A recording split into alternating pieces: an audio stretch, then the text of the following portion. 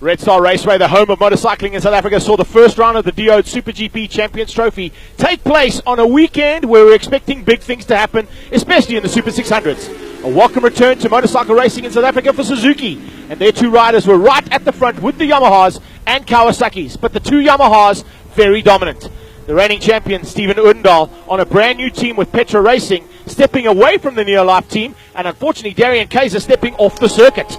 First of the Suzuki's down, the second one was left to fight it out all on his own sim with Doran Lareo and Dylan Barnard.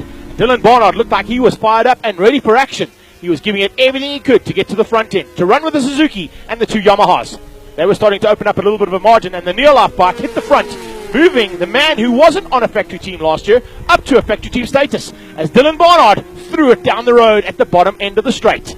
He wasn't happy about that, but fortunately got up and walked away. It would be the end of the day's racing for him and a couple of other riders having problems of their own.